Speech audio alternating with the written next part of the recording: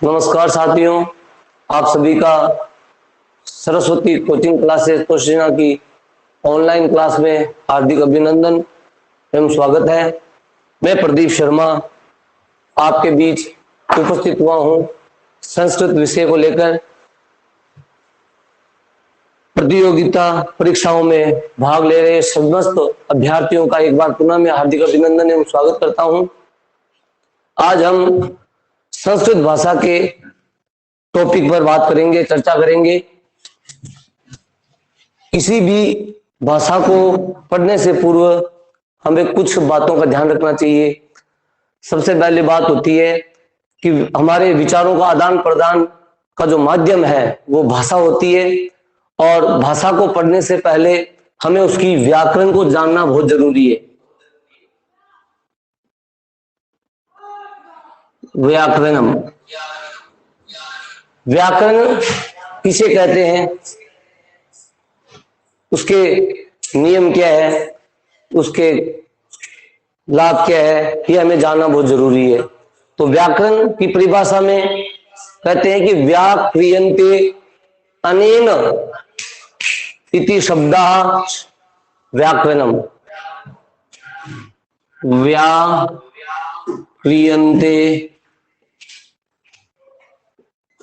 अनेन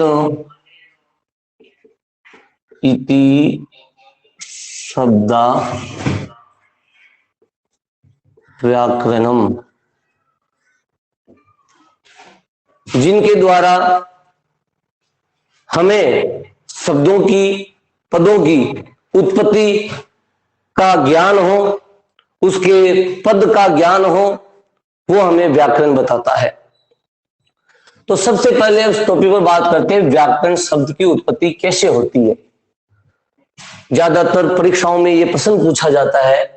जैसे व्याकरण शब्द बनता है वी धन आंग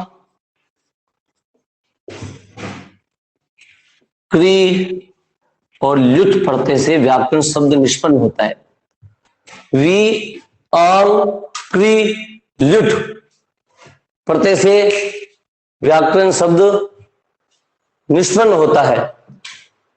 प्रश्न कैसे पूछा जाता है प्रतियोगिता परीक्षाओं में कि व्याकरण शब्द में कौन सा उपसर्ग नहीं है। ये दो उपसर्ग दिए हुए हैं, वी उपसर्ग है और आंग उपसर्ग है। प्रश्न पूछ लिया जाता है कि व्याकरण शब्द में कौन सा उपसर्ग निहित नहीं है। वी सम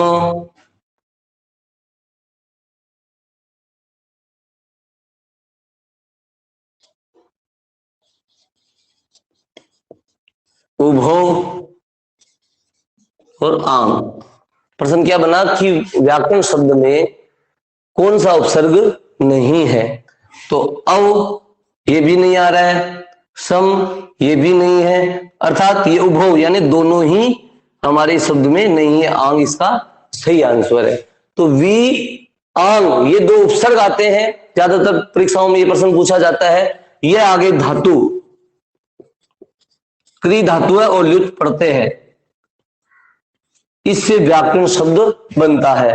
प्रश्न इसके बारे में पूछा जाता है कि व्याकरण शब्द में कौन सा प्रत्यय है। जैसे प्रश्न आ गया फर्स्ट में मतु,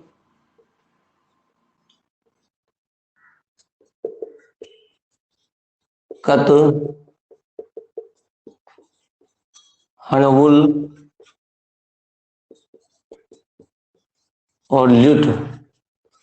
ऐसे लिख दिया व्याकरण शब्द में कौन सा प्रत्यय निहित है। व्याकरण शब्द से प्रत्यय अस्ति, व्याकरण शब्द में प्रत्यय है। तो इसमें मतुब, कत, नूल और ल्युट, तो इसका सही आंसर हो जाएगा ल्युट। तो वी आंग क्री और ल्युट शब्द, इससे व्याकरण शब्द की निष्पत्ति होती है। और व्याक्रियन्ते अनेन इति शब्दा व्याकरणम, ये व्याकरण की परिभाषा है। और प्रकृति प्रत्यय विभाग पूर्वकम शब्द व्युत्पत्ति अध्यापनम शास्त्रम व्याकरणम अस्ति। इसमें व्याकरण शास्त्र में शब्दों की प्रकृति, उसके प्रत्यय क्या निश्चित ज्ञान होता है वह व्याकरण शास्त्र कहलाता है। प्रकृति प्रत्यय विभाग पूर्वकम शब्द व्युत्पत्ति अध्ययनम शास्त्रम व्याकरणम, ये व्याकरण शास्त्र की परिभाषा है। प्रकृति प्रत्यय विभाग पूर्वकम शब्द व्युत्पत्ति ही अध्ययनम शास्त्रम व्याकरणम। व्याकरण में शब्दों की उत्पत्ति कैसे होती है, उसमें उस शब्द की कौन सी प्रकृति है, उसमें कौन सा प्रत्यय है, उनका निश्चित विभाग ज्ञान करवाया जाता है, वो शास्त्र होता है व्याकरण शास्त्र। वी आंग क्री और द्युत प्रत्यय से व्याकरण शब्द की निष्पत्ति होती है। अब जो हम अध्ययन कर रहे हैं, जिन पुस्तकों से हम अध्ययन कर रहे हैं, जो हमें अध्ययन करना है, उसमें हमने जो हमारी जो निश्चित पुस्तकें होगी जिससे हम अध्ययन कर रहे हैं, वो होगी, पहली है लघु सिद्धांत कौमुदी, जो हमारी संदर्भ पुस्तकें हैं, लघु सिद्धांत कौमुदी पहली पुस्तक। दूसरी हमारी पुस्तक होगी संदर्भ सिद्धांत कौमुदी।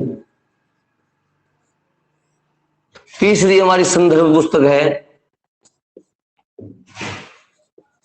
अष्टाध्यायी। ये तीनों हमारी संदर्भ पुस्तकें होगी जिससे हमें संस्कृत की व्याकरण का ज्ञान करना है, जिसपे हमें चर्चा करनी है। लघु सिद्धांत कौमुदी के रचनाकार है आचार्य वरदराज। ये प्रश्न भी आते हैं कि लघु सिद्धांत कौमुदी के रचयिता कौन है। क्या आचार्य वरदराज द्वारा लिखित पुस्तक का नाम है लघु सिद्धांत कौमुदी ही रचनाकार है, आचार्य वरदराज। दूसरी हमारी संदर्भ पुस्तक है सिद्धांत कौमुदी, जिसके रचनाकार है भट्टोजी दीक्षित। और तीसरी हमारी जो संदर्भ पुस्तक है उसके रचनाकार है पाणिनि। इन तीनों पुस्तकों से बाहर व्याकरण में कुछ भी नहीं है। अगर हमें इन तीनों पुस्तकों का ज्ञान हो जाए, समझ बन जाए इनके प्रति, तो इसके अलावा व्याकरण में और ज्यादा कुछ नहीं है। और व्याकरण हमेशा सूत्रों के आधार पर चलती है। जिस प्रकार गणित में सूत्रों के द्वारा प्रश्नों को हल किया जाता है, उसी प्रकार व्याकरण भी एक सूत्रों पर आधारित है। सूत्र माने नियम, नियमों पे आधारित होती है व्याकरण। अब ये तीन प्रश्न हमारे सामने हैं। लघु सिद्धांत कौमुदी आचार्य वरदराज, सिद्धांत कौमुदी भट्टोजी दीक्षित, अष्टाध्यायी पाणिनि। इन तीनों पुस्तकों को हमने संदर्भ पुस्तकें रखी है, इन्हीं के द्वारा हम यहाँ पे चर्चा करेंगे। अब व्याकरण की बात करते हैं तो व्याकरण की सबसे पहले उत्पत्ति के बारे में बात करते हैं, सामान्य ज्ञान के बारे में चर्चा करते हैं कि व्याकरण की उत्पत्ति। प्रश्न आता है कि व्याकरण की उत्पत्ति की चर्चा कौन से ग्रंथ में लिखी गई है। व्याकरण से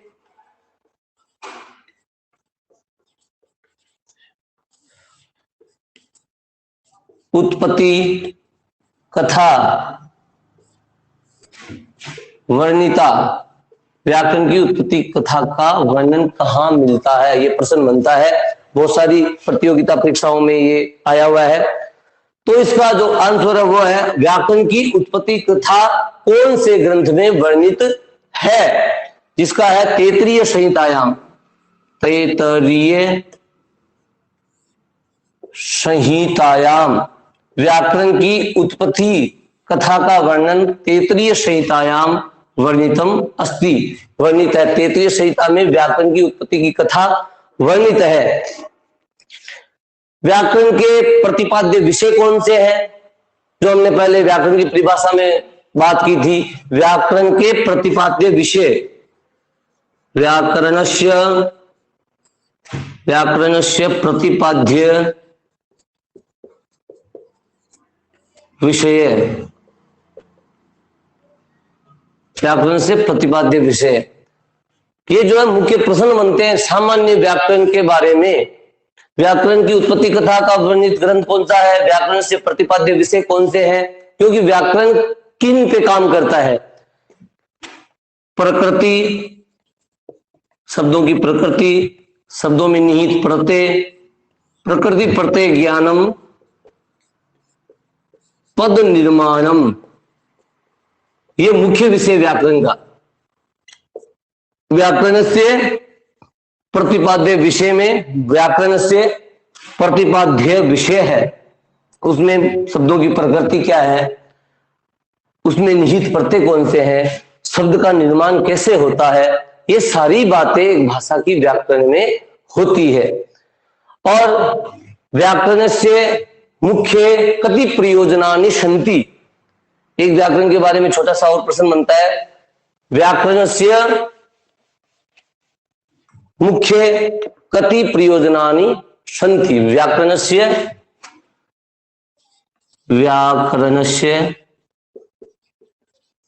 मुख्य कति प्रयोजनानि सन्ति, व्याकरण के मुख्य कितने प्रयोजन हैं।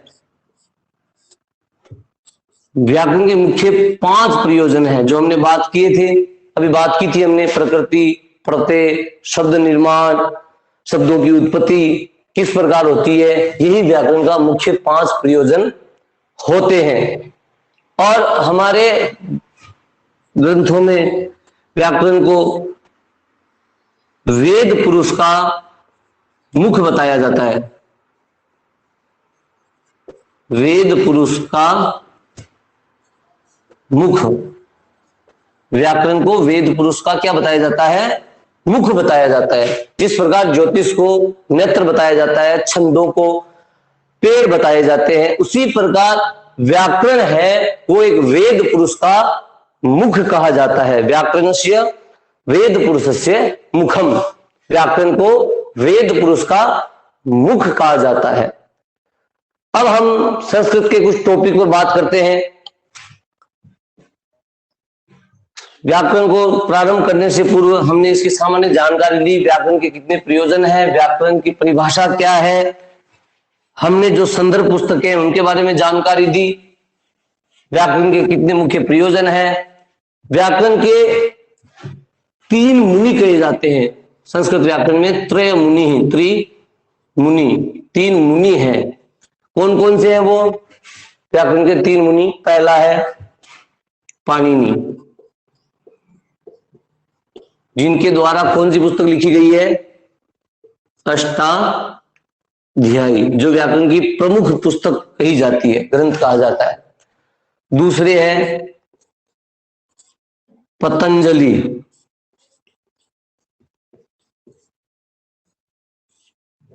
जिनके द्वारा लिखित पुस्तक है महाभाष्य। और तीसरे हैं कात्यायन,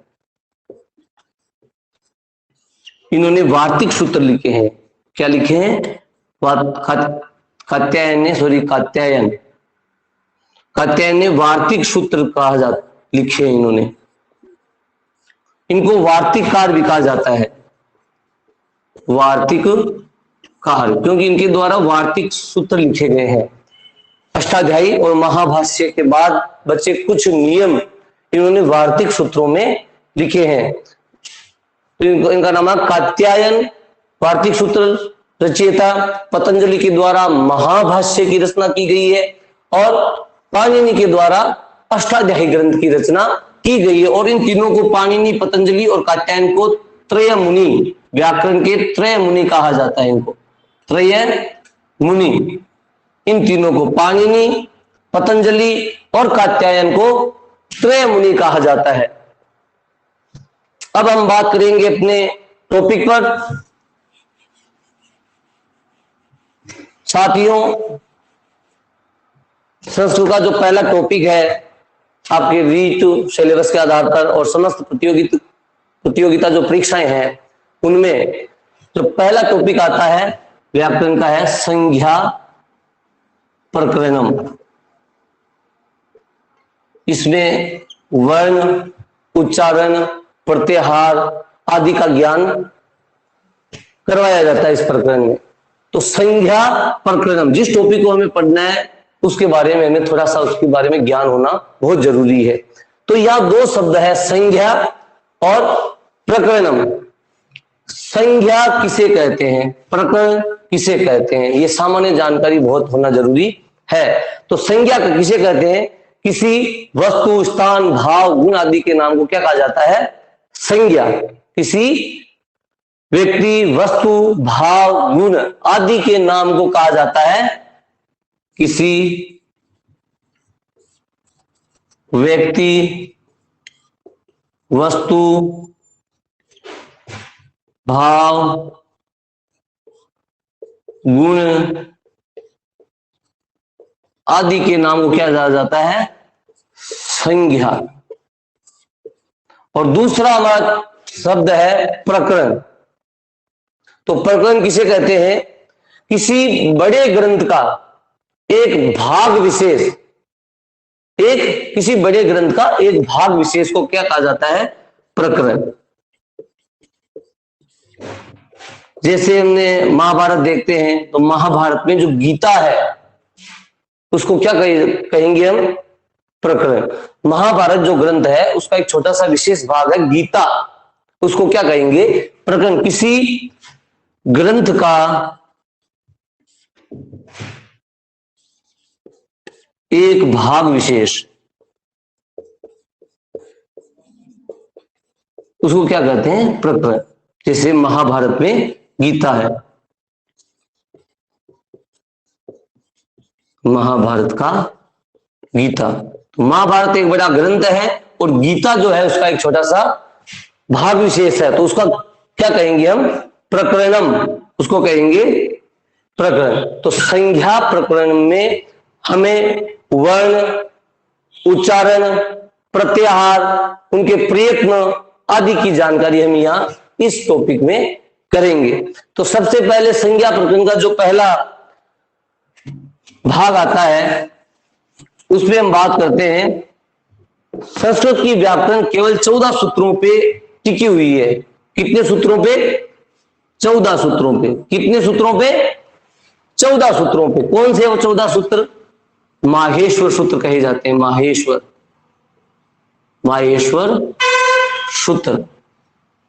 दोस्तों कहते हैं कि माहेश्वर सूत्र भगवान शंकर के डमरू से निकले हुए हैं और भगवान शंकर के डमरू से निकलने के कारण इनको माहेश्वर सूत्र कहा जाता है। और ये 14 सूत्र जिनमें हमने पहला सूत्र है ए ई उ, दूसरा है री ऋ, ए ओम ऐ आउ औ च। पहला, दूसरा, तीसरा, चौथा ए ई उ न री ऋक ए ओंग ऐ औच है ये वह रहता ले ये मैं ग न म। तो ये है ये वह रे त है व्रत लन यमगणनम झ भय उसके बाद आता है घ, ड़, ध, श, ज, ब, ग, ड़, द, स। 1 2 3 4, ये 5वां, ये 6वां, ये 7वां, ये 8वां, ये 9वां सूत्र और ये 10वां सूत्र। ख, फ, छ, थ, त।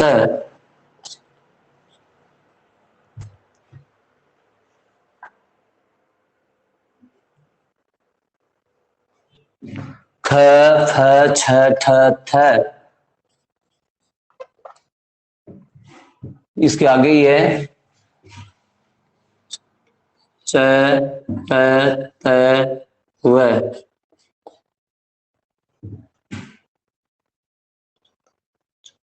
क, प, य, श, श,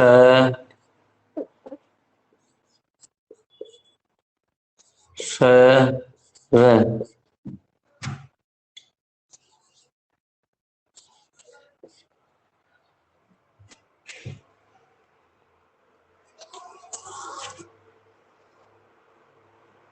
हल।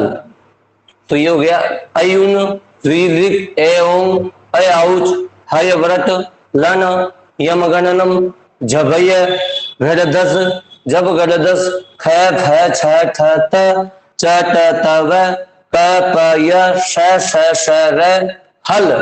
तो ये माहेश्वर 14 सूत्र है हमारे। अयुन, ऋ, ए ओं, अय औच, हय व्रत, लन, यम गणनम, झभय, घड़ दस, जब घड़ दस, ख, फ, छ, ठ, त, च, ट, तौ, कपय, श, र और हल। ये 14 सूत्रों पे पूरी व्याकरण टिकी हुई है। इस 14 सूत्रों को आपको याद करना होगा और इसमें से बहुत सारे प्रश्न पूछे जाते हैं। सबसे पहला प्रश्न तो यही पूछा जाता है कि माहेश्वर सूत्र कितने हैं। तो हमारे सामने माहेश्वर सूत्र कितने हैं? 14 है। कितने हैं? 14 माहेश्वर सूत्र है।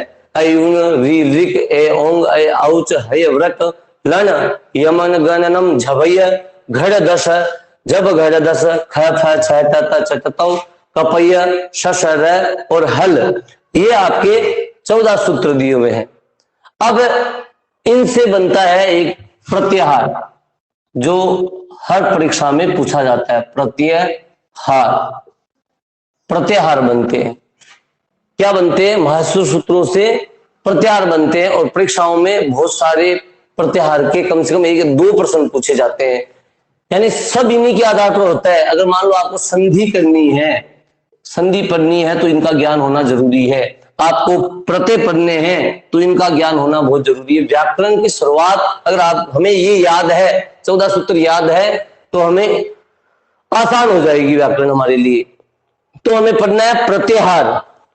प्रत्याहार का निर्माण कैसे होता है, प्रत्याहार का जो विधायक सूत्र है वो कौन सा है, इसके बारे में हमें चर्चा करनी है। तो ये जो सूत्र है माहेश्वरी सूत्र, उनसे हमें क्या करना है? प्रत्याहार निर्माण करना है। वो सीखना है कैसे करते हैं।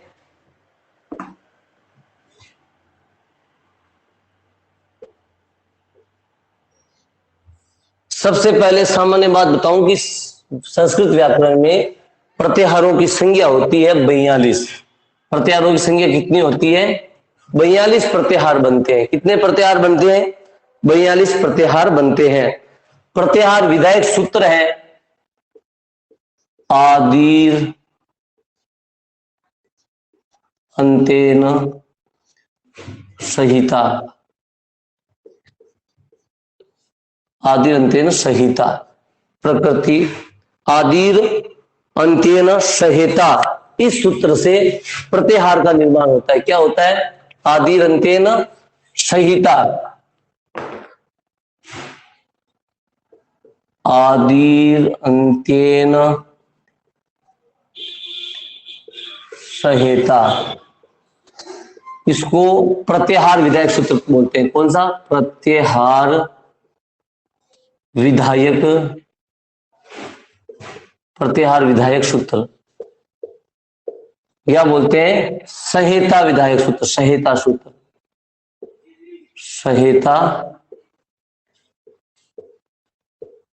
संज्ञा, या प्रत्याहार विधायक सूत्र भी कह सकते हैं इसमें, इसको संहिता संज्ञा सूत्र भी कह सकते हैं। दोनों ही प्रश्न पूछे जाते हैं कि, या कि ये पूछा जा सकता है प्रत्याहार विधायकम सूत्रम अस्ति, प्रत्याहार विधायकम सूत्रम अस्ति, प्रत्याहार विधायक सूत्र कौन सा है? तो इसमें आएगा आदिरंतेन संहिता, या पूछा जा सकता है कि संहिता सूत्र कौन सा? संहिता संज्ञा विधायकम सूत्रम अस्ति, संहिता संज्ञा विधायक सूत्र है। तो यही है आदिरंतेन संहिता, इसके द्वारा ही प्रत्याहार का निर्माण होता है।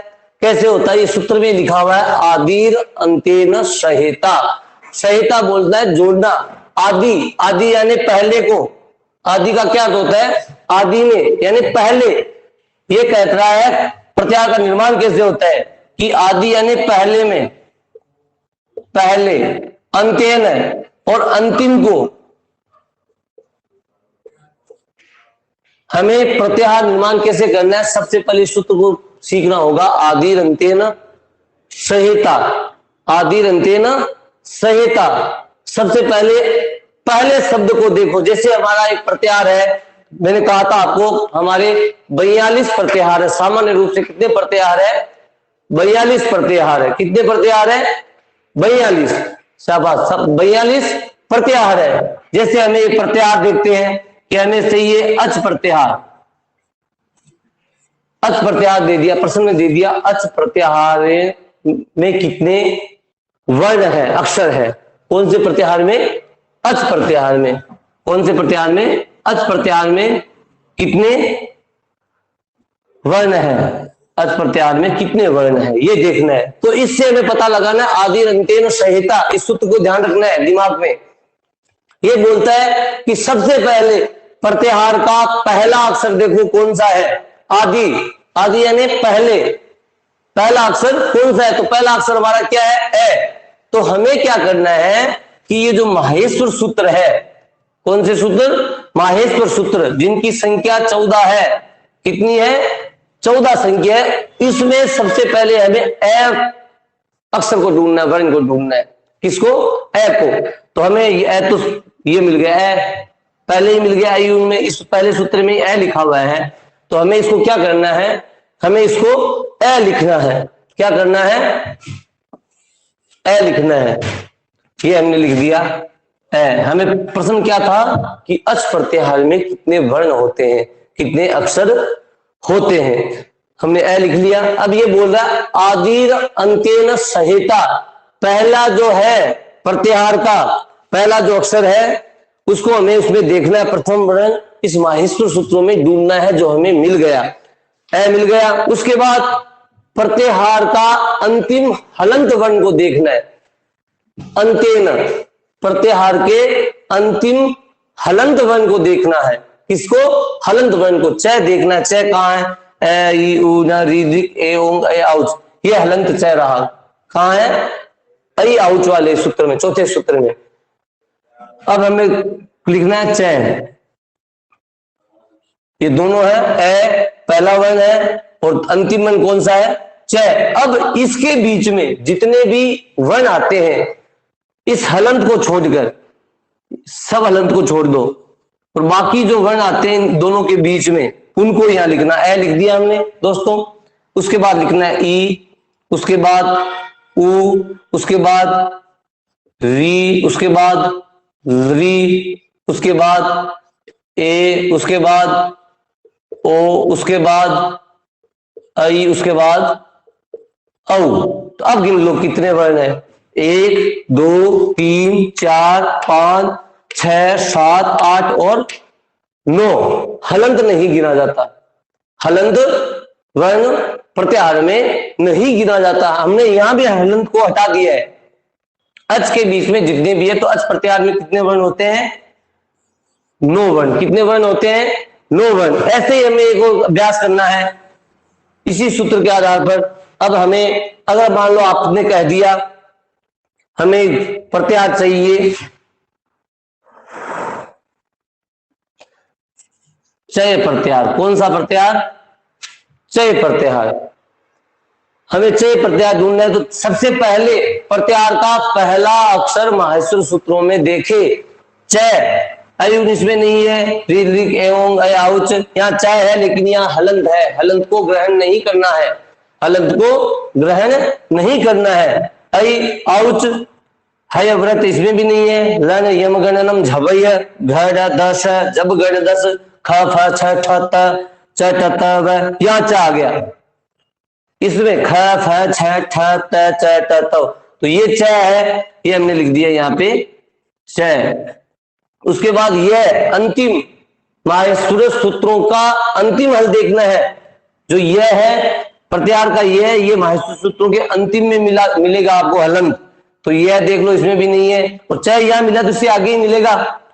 तो यहाँ वह है और यहाँ यह है, तो यह है। इसके बीच के जो, इन दोनों के बीच के जितने भी वर्ण हैं वो यहाँ लिखने हैं। च लिख दिया, उसके बाद ट, उसके बाद तय। वह नहीं लिखा जाएगा क्योंकि ये हलंत है और हलंत को प्रत्याहार में ग्रहण नहीं करना है। ये क लिख दिया, ये प लिख दिया, और यह तो है ये हलंत है। तो 1 2 3 4 5 कितने वर्ण हो गए? चाहे प्रत्याहार में कितने वर्ण हो जाएंगे? 5 वर्ण हो जाएंगे। तो इनके लिए हमें केवल याद क्या करना है? ये माहेश्वर सूत्र जरूरी है याद करने, इनको आपको याद करने ही पड़ेंगे। दोस्तों एक अभ्यास और करते हैं इसी सूत्र के आधार पे।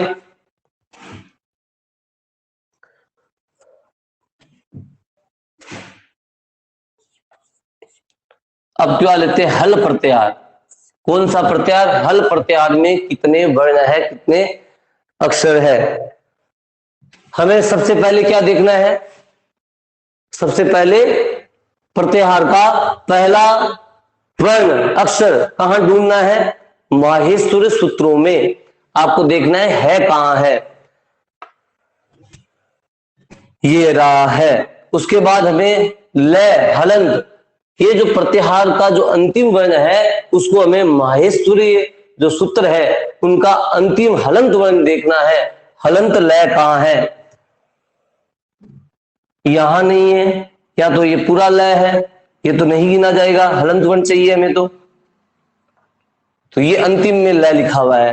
अब है और लय के बीच में जितने भी वर्ण है उनको हमें यहां लिखना है। यहां से शुरू करो, 1 2 3 4 5 6 7 8 9 10 11 12 13 14 15 16 17 18 19 20 21 22 23 24 25 26 27 28 29 30 31 32 33 और ये 34।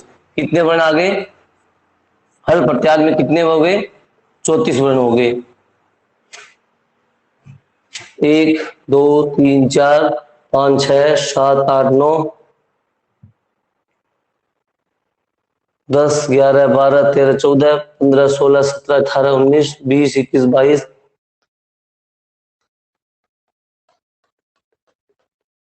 हय प्रकार में कितने वर्ण आ गए? 34 वर्ण है। तो इसी प्रकार हमें दूसरे प्रत्याहारों को ढूंढना है। अब हमें एक और ले लेते हैं,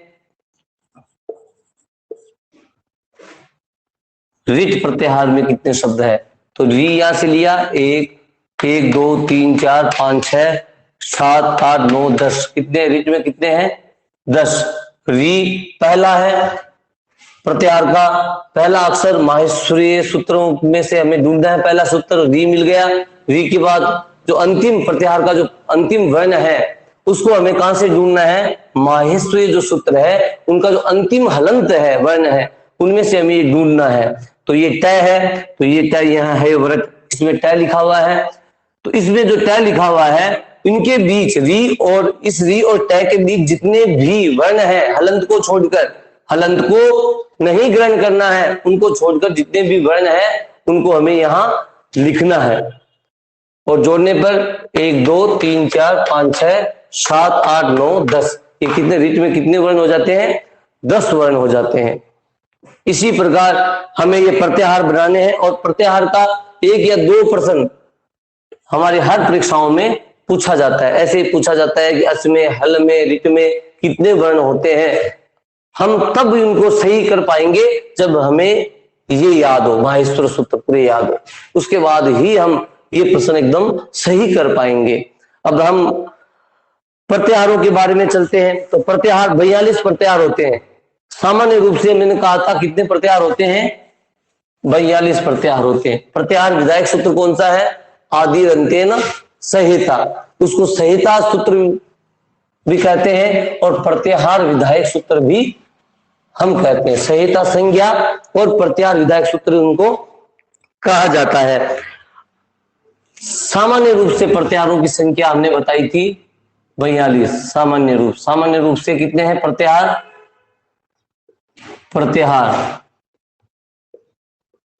कितने होते हैं, 42। भट्टोजी दीक्षित जिन्होंने कौन सी ग्रंथ की रचना की थी, सिद्धांत कौमुदी की। कौन से ग्रंथ की रचना की थी, सिद्धांत कौमुदी की। ये है सामान्य रूप से जो है वो है लघु सिद्धांत कौमुदी, लघु सिद्धांत कौमुदी, जो आचार्य वरदराज के द्वारा लिखी गई है। हमने पहले भी बात की है, आचार्य वरदराज के द्वारा जो लिखी गई लघु सिद्धांत कौमुदी है उसमें सामान्य रूप से प्रत्याहारों की संख्या बताई है 42। कितनी बताई है, 42। और सिद्धांत कौमुदी ने भट्टोजी दीक्षित ने कितने बताई है, भट्टोजी दीक्षित जिन्होंने सिद्धांत कौमुदी लिखी है उन्होंने प्रत्याहारों की संख्या बताई है 43। कितने प्रत्याहारों की संख्या बताई है, 43। और एक यम प्रत्याहार बनता है, इसको अगर हम जोड़े तो 43 + 1 करके 44 प्रत्याहार होते हैं। अब देखो समस्या ये है, जब आपको ये पूछा जाए प्रत्याहार कितने प्रत्याहार है, सामान्य रूप से पूछा जाए कितने प्रत्याहार है, तो हमें कितने प्रत्याहार बताना है, 42। या ऐसे दे दे कि लघु सिद्धांत कौमुदी के अनुसार प्रत्याहारम अस्ति, लघु सिद्धांत कौमुदी अनुसारेण प्रत्याहार संख्या अस्ति, तो कितनी है, 42। लघु सिद्धांत के आधार पर पूछे तो 42। सामान्य रूप से अगर प्रत्याहारों की संख्या पूछी जाए तो 42 है। अगर ऐसा पूछा जाए सिद्धांत कौमुदी अनुसारेण प्रत्याहार संज्ञा अस्ति, तो कितनी है, 43। या ऐसे पूछा जाए भट्टोजी दीक्षित के द्वारा निहित प्रत्याहार संज्ञा है, कितनी है, 43। क्योंकि भट्टोजी दीक्षित के द्वारा सिद्धांत कौमुदी लिखी गई है और उसमें उन्होंने प्रत्याहारों की संख्या कितनी बताई है, 43। और यम प्रत्याहार सहितम, प्रश्न ऐसा पूछा जाए कि यम प्रत्याहार सहितम प्रत्याहार संज्ञा अस्ति, कि यम प्रत्याहार को जोड़ते हैं तो प्रत्याहारों की संख्या कितनी होती है, तो हमें प्रत्याहार कितने हो जाएंगे, 44। सामान्य रूप से 42, सिद्धांत कौमुदी के अनुसार या भट्टोजी दीक्षित के अनुसार 43, और यम प्रत्याहार को अगर जोड़ा जाए तो कितने प्रत्याहार हो जाएंगे, 44। आपको ज्यादा ये याद रखना है क्योंकि सामान्य रूप से ही पूछा जाता है कि प्रत्याहारों की संख्या कितनी है। ऐसे ही प्रश्न बनता है प्रत्याहार संज्ञा अस्ति, प्रत्याहार संज्ञा है। तो हमें प्रत्याहार संज्ञा के बारे में पूछा जाए तो न तो 43 को सही मानना है न 44 को सही मानना है, केवल हमें किसको सही माना जाएगा, 42। सामान्य रूप से प्रत्याहार कितने हैं, 42 प्रत्याहार है। अब एक प्रश्न और बनता है इसमें,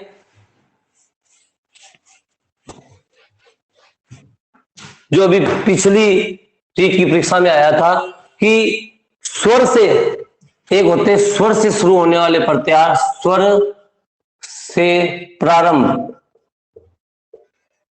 और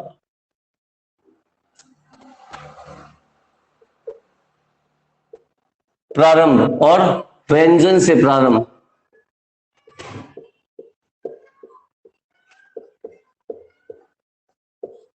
स्वर से कितने प्रत्याहार प्रारंभ होते हैं और व्यंजन से कितने प्रत्याहार प्रारंभ होते हैं। तो स्वर से जो प्रत्याहार प्रारंभ होते हैं उनकी संख्या है 15 और व्यंजन से प्रारंभ होने वाले प्रत्याहारों की संख्या है 27।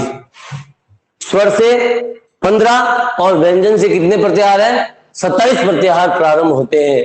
तो ये दोनों मिला के कितने प्रत्याहार हो जाते हैं? सामान्य रूप से 42 प्रत्याहार हो जाते हैं। और प्रत्याहार बनाने के लिए मैंने आपसे कह ही दिया है, माहेश्वर सूत्रों को याद करना होगा। प्रत्याहार निर्माण में माहेश्वर सूत्र का पहला अक्षर, हमें जो प्रत्याहार का जो पहला अक्षर है वो माहेश्वरी सूत्रों के प्रथम वर्ण में ढूंढना है, और जो प्रत्याहार का अंतिम वर्ण है वो हमें माहेश्वर सूत्रों के हलंत वर्ण जो अंतिम वर्ण है उनमें ढूंढना है, और उनके बीच जितने भी वर्ण आते हैं, अक्षर आते हैं, वो लिखना है, और हमें तब पता चल जाएगा कि इस प्रत्याहार में इतने वर्ण है, इतने अक्षर है। अब इसमें कुछ विशेष बातें हैं प्रत्याहार के बारे में, कुछ विशेष प्रश्न आपको बता दिया। स्वर से प्रारंभ होने वाले प्रत्याहार कितने हैं? 15। स्वर से प्रारंभ होने वाले कितने हैं? 15 है। और व्यंजन से प्रारंभ होने वाले जो प्रत्याहार है वो कितने हैं? 27 है। कुल मिला के सामान्य रूप से कितने प्रत्याहार हो जाएंगे? 42। भट्टोजी दीक्षित के आधार पर प्रत्याहारों की संख्या है 43। और यम प्रत्याहार को जब जोड़ा जाएगा, अगर ऐसे प्रश्न पूछा जाए कि यम प्रत्याहार सहित कितने प्रत्याहार है, तो वहां हो जाएंगे 44 प्रत्याहार। अब हम प्रत्याहारों की कुछ विशेष बातें और ढूंढ लेते हैं, पढ़ लेते हैं, उनके बारे में चर्चा कर लेते हैं कि कुछ प्रत्याहार है। जैसे एक प्रत्याहार है रे, एक है रल प्रत्याहार। रे और रल प्रत्याहार दो है, एक है रे प्रत्याहार और दूसरा है रल प्रत्याहार। तो रे ऐसे पूछा जाए, रे प्रत्याहार में कितने वर्ण है? केवल प्रश्न पूछा जाए रे प्रत्याहार में कितने वर्ण है, तो वहां पे यहां देखो रे कहां लिखा हुआ है, ये रहा रे है, ये वह रे। और ले कहां लिखा हुआ है? ले यहां है। रे यहां कौन से हो गया? रल रे। लेकिन हमारे पास कौन सा प्रत्याहार है? केवल रे प्रत्याहार है। कौन सा है? रे प्रत्याहार है। तो यहां रे प्रत्याहार अगर पूछा जाए तो उसमें दो वर्ण होते हैं। कितने वर्ण होते हैं? दो वर्ण। कौन कौन से? एक तो रे और एक होता है ले। कितने वर्ण होते हैं? दो वर्ण होते हैं, रे और एक दूसरा वर्ण होता है ले। लेकिन ऐसा पूछा जाए कि रल प्रत्याहार में कितने वर्ण होते हैं? ध्यान देना दोस्तों, ये प्रश्न रे प्रत्याहार केवल पूछा जाए, रे प्रत्याहार में कितने वर्ण होते हैं? रे प्रत्याहारे निहित वर्णा संति। रे प्रत्याहार में कितने वर्ण होते हैं? तो रे केवल पूछा जाए तो वहां पे दो है, दो वर्ण होते हैं, दो अक्षर होते हैं रे प्रत्याहार में। कौन कौन से? रे और ले। लेकिन प्रश्न अगर ये पूछा जाए रल प्रत्याहार में कितने वर्ण होते हैं, तो रल प्रत्याहार सीधा सीधा है, यहां से रे से लेकर ले तक जितने भी वर्ण है उनको हमें काउंट करना है, गिनना है। तो रे से गिन लो, 1 2 3 4 5 6 7 8 9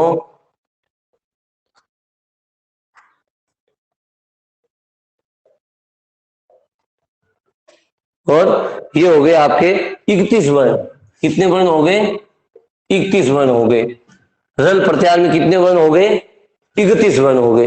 तो रल प्रत्याहार में पूछा जाए तो हमेशा 31 वर्ण पे क्लिक करना है, सही का गोला करना है। और रे प्रत्याहार में पूछा जाए तो दो वर्ण होते हैं, रे में दो और रल में 31 वर्ण होते हैं।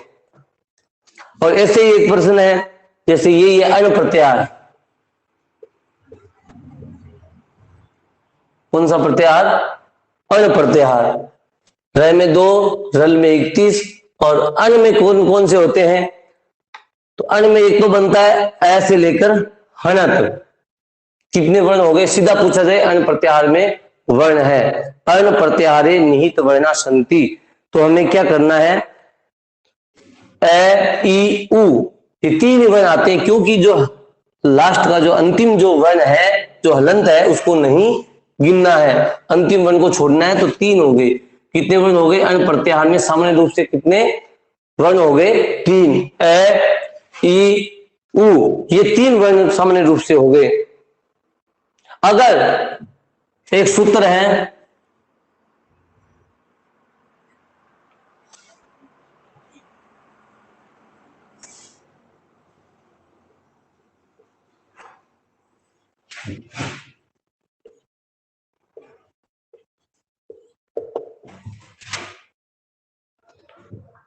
अनुदित सवर्णस्य चा प्रत्यय है।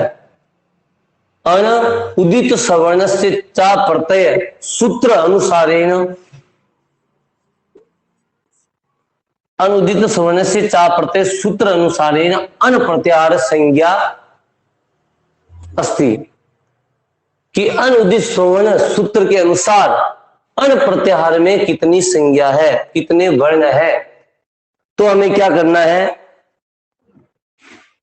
यहां से शुरू करना है। अनुदित सवर्ण से चा प्रत्यय सूत्र अनुसारेण प्रत्याहार संज्ञा अस्ति, अनुदित स्वर्ण से चा प्रत्यय इस सूत्र के अनुसार प्रत्याहार की संज्ञा है, वर्ण कितने हैं। तो 1 2 3 4 5 6 7 8 9 10 11 12 13 और ये लन वाला ल 14, कितने हो जाएंगे, 14 हो जाएंगे। ये ध्यान रखने की बात है। अगर सामान्य रूप से अन प्रत्याहार के बारे में प्रश्न बनता है, प्रश्न पूछा जाता है, तो हमें 3 पे ही सही का निशान लगाना है, 3 पे ही जो अवसद में है गोला लगाना है, अगर सही है जिसमें है वहां गोला लगाना है।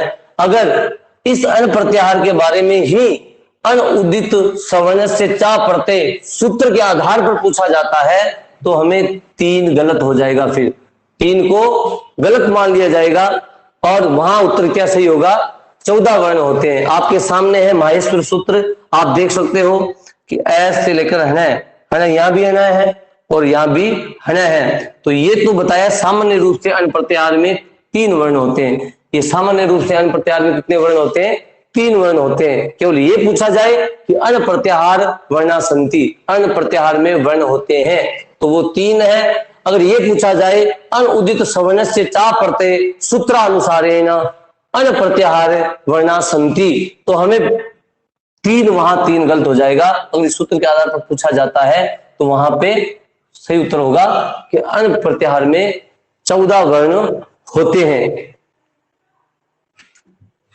तो ये बात। अब दूसरी बात, इसमें कुछ विशेष बात है।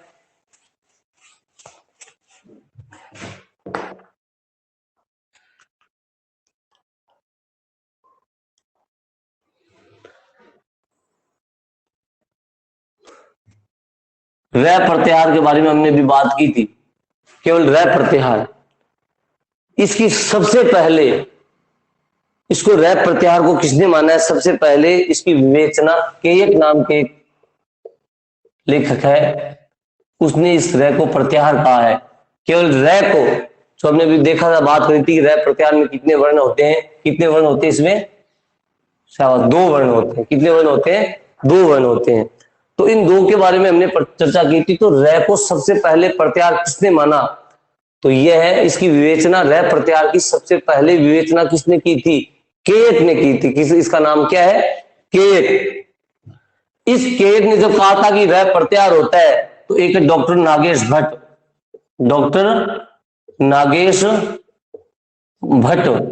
इन्होंने कहा था कि रै को प्रत्याहार मानने की कोई आवश्यकता नहीं है। लेकिन सर्वप्रथम रै को प्रत्याहार माना था केयट ने, और नागेश भट्ट ने इसका खंडन किया था। नागेश भट्ट ने रै प्रत्याहार का क्या किया था, खंडन किया था, प्रत्याहार का खंडन किया था डॉक्टर नागेश भट्ट ने। इन्होंने कहा था कि रै को प्रत्याहार मानने की कोई आवश्यकता नहीं है।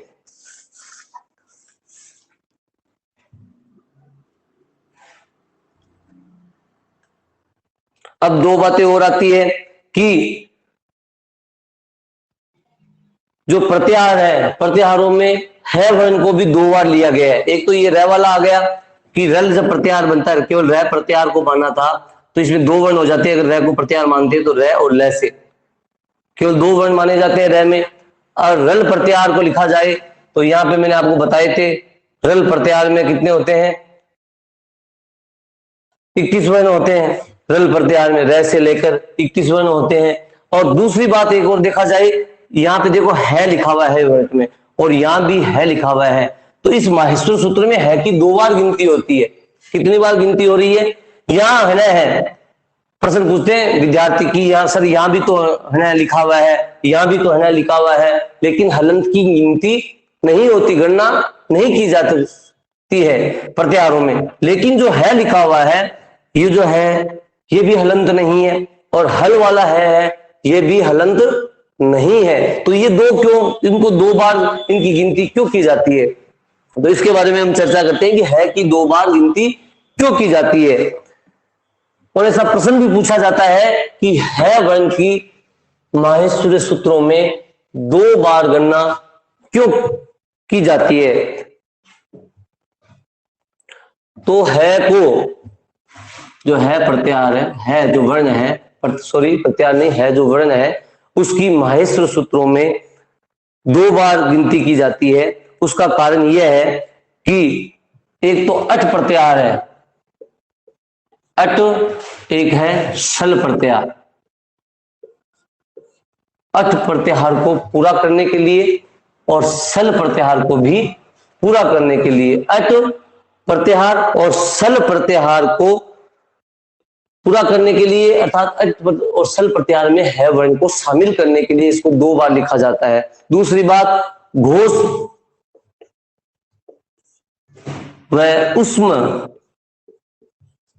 उष्म वर्णों में है को शामिल करने के लिए, है को शामिल करने के लिए, शामिल करने के लिए है को घोष वर्ण और उष्म वर्णों में शामिल करने के लिए है को दो बार लिखा जाता है। और एक अट प्रत्याहार है और सल प्रत्याहार है, इनमें है की गणना करने के लिए या है को शामिल करने के लिए है को लिखा जाता है। अब देखो एक अभ्यास कर लो कि अट प्रत्याहार में कितने वर्ण होते हैं। सीधा लिखा हुआ है अट प्रत्याहार में कितने वर्ण होते हैं, तो हमें ढूंढना है अट प्रत्याहार कहां से कहां तक है। ऐ यहां पे है और ट यहां पे है। 1 2 3 4 5 6 7 8 9 10 11 12 और 13। अट प्रत्याहार में कितने वर्ण होते हैं? 13। अगर मान लो इसमें है की गणना नहीं होती या नहीं होता तो ये 13 ही होते। और हमारे जो व्याकरणाचार्यों ने है को अट प्रत्याहार में शामिल किया है, इसलिए इसको दो बार लिखा गया, एक यहाँ पे और एक यहाँ हल 14वें सूत्र में। अट प्रत्याहार में है की गणना होने पर कितने वर्ण हो जाते हैं? अट प्रत्याहार में 13 वर्ण हो जाते हैं। और दूसरा सल प्रत्याहार है, सल प्रत्याहार है यहां से स आ रहा है 1 2 3 और 4। सल प्रत्याहार में कितने वर्ण होते हैं? 4 वर्ण होते हैं। तो यहां भी है की गणना हो रही है सल प्रत्याहार में भी। और अट और सल प्रत्याहार में है को शामिल करने के लिए एक तो है को लिखा गया है, और घोष और उष्म वर्णों में है को शामिल करने के लिए है को माहेश्वर सूत्रों में दो बार उसकी गणना की गई है। तो नमस्कार दोस्तों, मैं आशा करता हूं कि आपको मेरी क्लास अच्छी लगी होगी। आप मेरे चैनल को सब्सक्राइब करें और आपको कैसी लगी ये मुझे कमेंट में जरूर बताएं। अब नई क्लास के साथ फिर आपसे कल होगी मुलाकात। जय हिंद।